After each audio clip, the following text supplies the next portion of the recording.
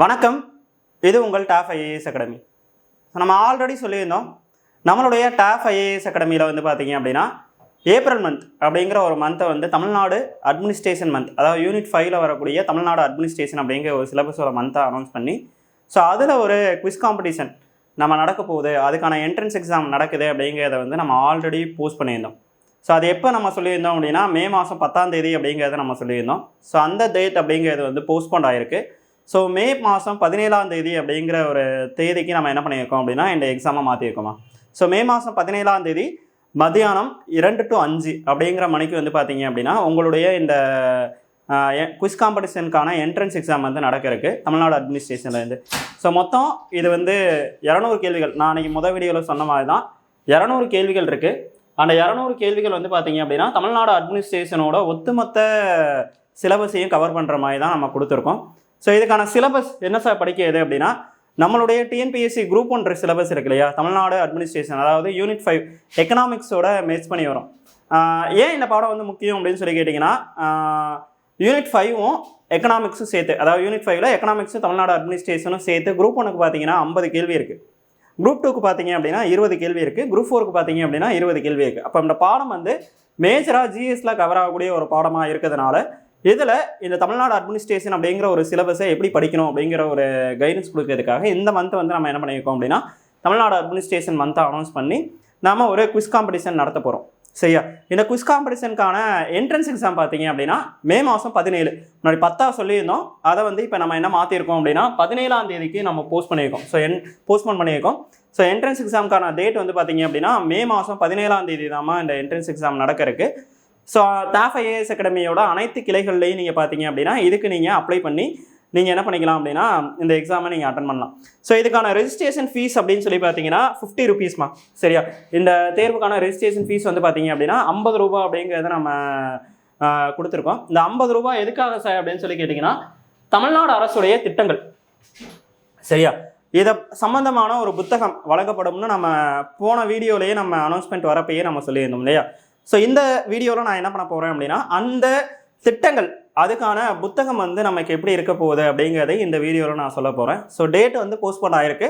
So மாணவர்கள் என்ன பண்ணலாம் அப்படின்னா இன்னும் ஒரு 15 நாள் 20 நாளைக்கிட்ட இருக்குது. உங்களால் கட்டாயமாக என்ன பண்ண முடியும் அப்படின்னா இந்த தமிழ்நாடு அட்மினிஸ்ட்ரேஷனில் இருந்து இன்னும் கிளாரிட்டியாக படித்து உங்களால் இந்த குவிஸ் காம்படிஷனை அட்டன் பண்ண முடியும். ஸோ மொத்தம் 200 கேள்வி இருக்குது. 200 கேள்வி அப்படிங்கிறது ஒரு பர்டிகுலர் சாப்டர்லேருந்து கேட்கும்போது, ஒரு பர்டிகுலர் யூனிட்லேருந்து கேட்கும்போது உங்களுக்கு ஒட்டுமொத்தமாக அந்த யூனிட்டை கவர் பண்ணுறதுக்கான ஒரு வாய்ப்பாகவும் பின்னாடி ப்ராக்டிஸ் பண்ணுறதுக்கான ஒரு வாய்ப்பாகவும் இந்த எக்ஸாம் வந்து கண்டிப்பாக அமையும். அது மட்டும் இல்லாமல் இதுக்கு அடுத்து ஒரு குவிஸ் காம்படிஷன் இருக்குது, அதுக்கான ப்ரைஸ் அமௌண்ட்டும் இருக்குது. ஸோ அதனால் எல்லா மாணவர்களும் என்ன பண்ணுங்க அப்படின்னா ஃப்ரீடம் டெஸ்ட் பேட்ச்சு, அதே மாதிரி பார்த்தீங்க அப்படின்னு சொல்லி பார்த்தீங்கன்னா இன்னும் ரொம்ப முக்கியமான ஒன்று, ரெகுலரில் வரக்கூடிய எல்லா பேட்சும் ஃப்ரீடம், வள்ளுவன், கம்பன், யார் வேணாலும் நீங்கள் இதில் அட்டன் பண்ணலாம். அதை விட ரொம்ப முக்கியம் அப்படின்னு சொல்லி பார்த்தீங்கன்னா நீங்கள் டாப் இல்லாத மாணவர்கள் கூட நீங்கள் என்ன பண்ணலாம் அப்படின்னா இதில் அட்டன் பண்ணலாம். ஸோ இது ஓப்பன் டு ஆல் தான் இந்த எக்ஸாம். ஸோ இதில் நீங்கள் நல்ல ரேங்க்கில் வரவங்களுக்கு நீங்கள் என்ன பண்ண போகிறோம் அப்படின்னா குவிஸ் காம்படிஷன் அப்படிங்கிறத அடுத்த மந்த் நடத்த இருக்கும். ஸோ அந்த குவிஸ் காம்படிஷனில் ப்ரைஸ் அமௌண்ட் அப்படிங்கிற ஒன்று இருக்குது. சரியா, இப்போ நம்ம என்ன பார்க்க போகிறோம் அப்படின்னு சொல்லி கேட்டிங்க அப்படின்னா தமிழ்நாடு அட்மினிஸ்ட்ரேஷனுக்கு இந்த குவிஸ் காம்படிஷனுக்கு அப்ளை பண்ணுறவங்களுக்கு ரிஜிஸ்ட்ரேஷன் ஃபீஸ் வந்து 50 ரூபா அப்படிங்கிறத நம்ம சொல்லியிருந்தோம். உடனே நீங்கள் வந்து 50 ரூபா அப்படின்னு சொன்னோன்னா நீங்கள் என்ன சொல்லக்கூடாது அப்படின்னு சொல்லி கேட்டிங்க அப்படின்னா 50 ரூபா அப்படின்னு சொல்லும்போது இது வந்து திட்டங்கள் தொடர்பான ஒரு புத்தகம் இருக்கு இல்லையா, அந்த திட்டங்கள் தொடர்பான ஒரு புத்தகத்தை கொடுக்கறதுக்காக தான் நம்ம என்ன பண்ணியிருக்கோம் அப்படின்னு சொல்லி கேட்டிங்க அப்படின்னா இந்த 50 ரூபா அப்படிங்கிறத பே பண்ணியிருக்கோம். சரி, இப்போ பே பண்ணி ரெஜிஸ்ட்ரேஷன் பண்ணுறோம். எங்கே சார் ரெஜிஸ்ட்ரேஷன் பண்ணோம்? நம்மளுடைய டாப் ஐஏஎஸ் அகாடமி இருக்கு இல்லையா, அந்த டாப் ஐஏஎஸ் அகாடமியோட 88 கிளைகளையும் 80 கிளைகள்லையும் நீங்கள் என்ன பண்ணலாம் அப்படின்னா அட்மின்ட்ட போய் இந்த ரெஜிஸ்ட்ரேஷன் ஃபீஸை கட்டி நீங்கள் என்ன பண்ணிக்கலாம் அப்படின்னா இந்த ரெஜிஸ்ட்ரேஷனை ஃபாலோ பண்ணிக்கலாமா. சரியா, உங்களுக்கு இப்போ புத்தகத்துக்கான சாம்பிள் பிடிஎஃப் தான் நம்ம பார்க்க போகிறோம் இந்த வீடியோவில். ஸோ தமிழ்நாடு அரசுடைய சமீபத்திய திட்டங்கள், சரியா, சமீபத்திய திட்டங்கள் தொடர்பான ஒரு புத்தகம் தான் இந்த புத்தகம். ஸோ இதோட சாம்பிள் பேஜ் பாருங்கள். ஸோ இது வந்து யாராருக்கெல்லாம் யூஸ் ஆகும் அப்படின்னு சொல்லி கேட்டிங்கன்னா குரூப் 1, குரூப் 2, குரூப் 2A, அதே மாதிரி குரூப் 4ல் படிக்கிறவங்களுக்கு. இதை விட ரொம்ப முக்கியம் அப்படின்னு சொல்லி கேட்டிங்கன்னா எஸ்ஐ போலீஸ் மாணவர்கள் கூட நீங்கள் என்ன பண்ணலாம் அப்படின்னா இந்த தமிழ்நாடு அரசுடைய திட்டங்களை வந்து நீங்கள் என்ன பண்ண முடியும் அப்படின்னா யூஸ் பண்ணிக்க முடியும். ஸோ இதில் இதுதான் புத்தகத்தோட ஃப்ரண்ட் பேஜுமா, சமீபத்திய திட்டங்கள் அப்படிங்கிற ஒரு ஃப்ரண்ட் பேஜ். இதை தாண்டி அடுத்து என்ன பண்ண போகிறோம் அப்படின்னா இந்த புத்தகத்தோட இன்டெக்ஸ் பேஜ், பொருளகம். ஸோ இதில் சுகாதார திட்டங்கள் அப்படிங்கிறத நம்ம ஃபஸ்ட்டு கொடுத்துருக்கோம். தமிழ்நாடு அரசுடைய சுகாதார திட்டங்கள் வந்து நம்ம ஃபஸ்ட்டு கொடுத்துருக்கோம்.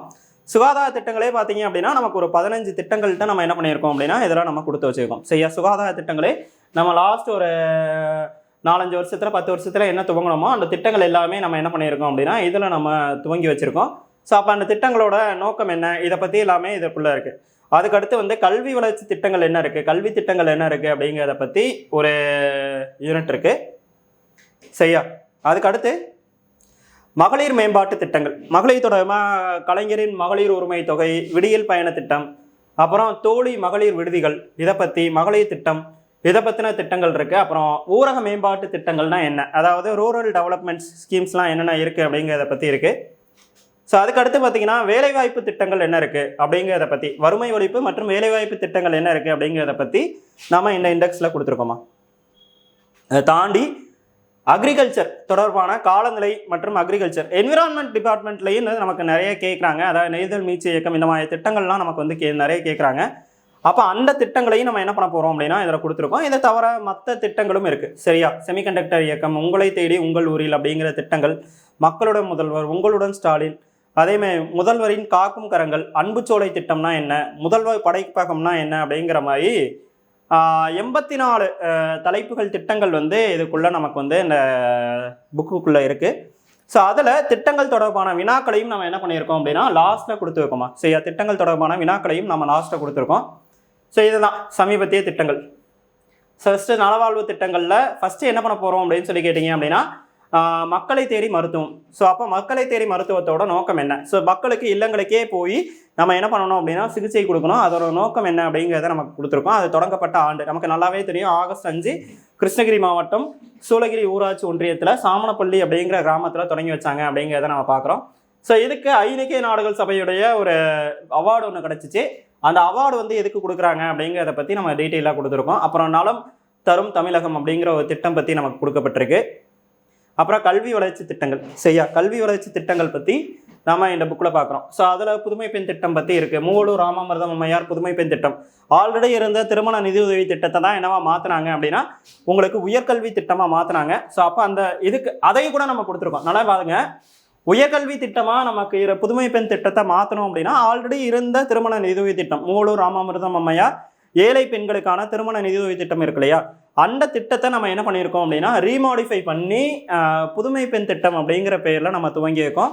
அப்போ மாணவிகள், அதாவது 6லேருந்து 12ஆம் வகுப்பு படிக்கக்கூடிய மாணவிகள் இருக்காங்க, படித்த மாணவிகள் இருக்காங்க இல்லையா, அவங்க கல்லூரி போகிறப்ப 1000 ரூபா மந்த்லி 1000 வந்து நம்ம என்ன பண்ண போகிறோம் அப்படின்னா அந்த மாணவிகளுக்காக கொடுக்குறோம். இதுதான் வந்து புதுமை பெண் திட்டம். திருமண நிதியுதவி திட்டமாக இருந்ததை நம்ம மாற்றி கொடுத்துருக்கோம். இப்போ இந்த திட்டத்துக்கு கீழே நம்ம பார்த்தீங்க அப்படின்னா ஒரு பாயிண்ட் நம்ம சேர்த்துருக்கோம். என்ன அப்படின்னா தமிழ்நாட்டில் இதுக்கு முன்னாடி வந்து 5 திருமண நிதியுதவி திட்டங்கள் என்ன, அதோட நோக்கம் என்ன அப்படிங்கிறத பற்றி நம்ம கொடுத்துருக்கோம். இந்த திருமண நிதியுதவி திட்டம் தான் இப்போ உயர்கல்வி திட்டமாக மாறிக்கிச்சு அப்படிங்கிறத பற்றியும், இதுக்கப்புறம் உள்ள 4 திருமண நிதியுதவி திட்டங்கள் பற்றியும் அதோட நோக்கம் என்ன, எப்போ வந்து ஆரம்பித்தாங்க அப்படிங்கிறத பற்றியும் டீட்டெயிலாக எனக்கு இருக்குது அப்படின்னா இந்த ஒரு பர்டிகுலர் பிடிஎஃப்ல நம்ம கொடுத்து வச்சுருக்கோமா. சரியா, அப்புறம் மகளிர் மேம்பாட்டு திட்டங்கள் என்னென்ன இருக்குது, ஸோ இதை பற்றி நம்ம சாம்பிள் பிடிஎஃப் தான். ஸோ 40 விடியல் பயண திட்டம், இதை பற்றி எல்லாமே நம்ம வந்து கொடுத்துருக்கோம். சரியா, இது மட்டும் இல்லாமல் ஸ்டேட் பிளானிங் கமிஷன் கொடுத்த ரிப்போர்ட் அடிப்படையில் சராசரியாக ஒரு பெண்கள் வந்து 888 ரூபா சேமிக்கிறாங்க அப்படிங்கிற தகவலையும் நாம் இந்த புத்தகத்தில் நம்ம கொடுத்துருக்கோம் அப்படிங்கிறத பார்க்குறோம். அப்போ இதே திட்டங்கள், உங்களை தேடி உங்கள் ஊரில் அப்படிங்கிற திட்டங்கள்லாம் இருக்குது. செமிகண்டக்டர் இயக்கம்.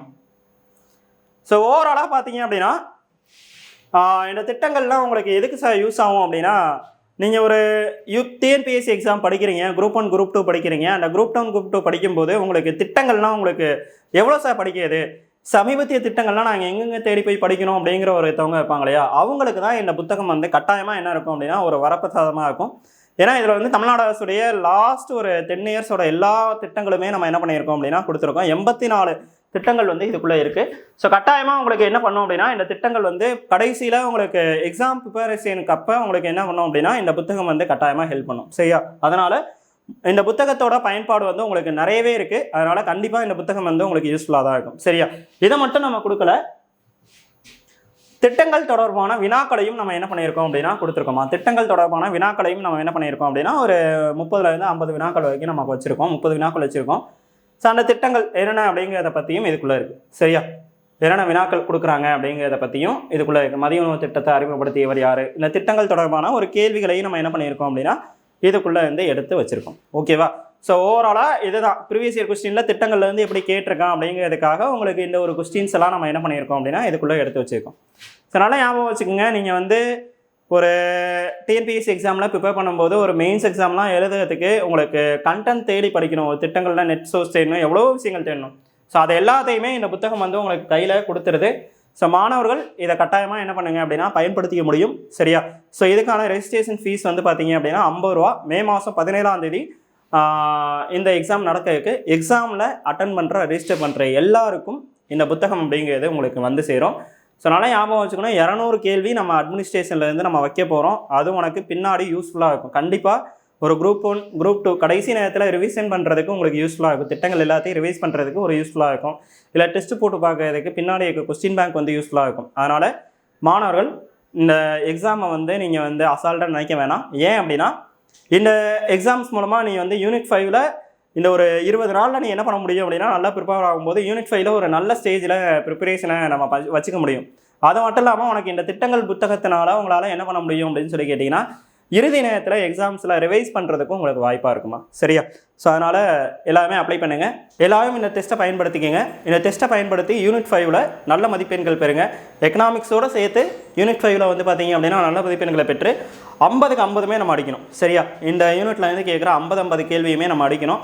இந்த யூனிட்டில் வந்து நம்ம மிஸ் ஆகவே கூடாது. அந்த அளவுக்கு நம்ம என்ன பண்ணுவோம் அப்படின்னா நம்மளுடைய ப்ரிப்பரேஷனை நம்ம ஸ்ட்ராங் பண்ணிக்குவோம். மறந்துடாதீங்க, மே மாதம் 17ஆம் தேதி. ஓகேவா? தேங்க்யூ.